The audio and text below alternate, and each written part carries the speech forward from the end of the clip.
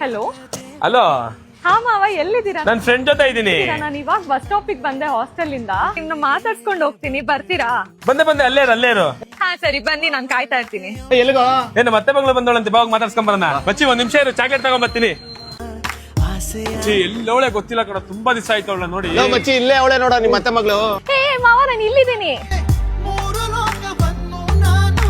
Low ಮಚ್ಚ, ನೀನ್ ಮಾತಾಡ್ಸ್ಕೊಂಬ, ನಾನು ಟೀ ಅಂಗಡಿ ಹತ್ರ ಇರ್ತೀನಿ. ಸರಿ. ಏನ್ ಮಾವ ಇಷ್ಟೊತ್ ಕಾಯಿಸ್ಬಿಟ್ರಿ? ಹೋಗ್ಲಿ ಬಿಡಿ, ಚೆನ್ನಾಗಿದ್ದೀರಾ?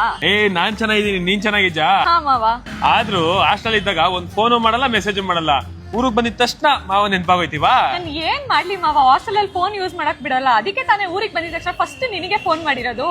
ನಾನು ನಿನ್ಗೋಸ್ಕರ ಏನೋ. ಮಾವ, ಒಂದೇ ನಿಮಿಷ ಇರು, ನಮ್ಮಮ್ಮ ಫೋನ್ ಮಾಡ್ತವ್ರೆ. ಹಾ ಸರಿ ಅಮ್ಮ, ಆಯ್ತು, ಬಸ್ ಸ್ಟಾಪ್ ಅಲ್ಲೇ ಇರ್ತೀನಿ. ಮಾವ, ನಮ್ಮಪ್ಪ ಬರ್ತಾರಂತೆ, ಫಸ್ಟ್ ನೀನ್ ಇಲ್ಲಿಂದ ಹೋಗು, ನಾನು ನಾಳೆ ಸಿಗ್ತೀನಿ. ನಾನು ನಿನ್ಗೋಸ್ಕರ ಏನೋ ಒಂದು ತಂದಿದ್ದೀನಿ. ಮಾವನ ಮಗಳು ನನ್ನ ಮೋಹಿಸಿ ಬಂದಾಗ, ಮಾವನ ಮಗಳು ನನ್ನ ಮೋಹಿಸಿ ಬಂದ. ಸರಿ ಮಾವ, ಬಾಯ್. ನಗ್ನಗ್ತಾ ನನ್ನ ಮನಸ ಎತ್ಕೊಂಡು ಹೋಯ್ತವಳಲ್ಲೋ, ಅಯ್ಯಯ್ಯಯ್ಯೋ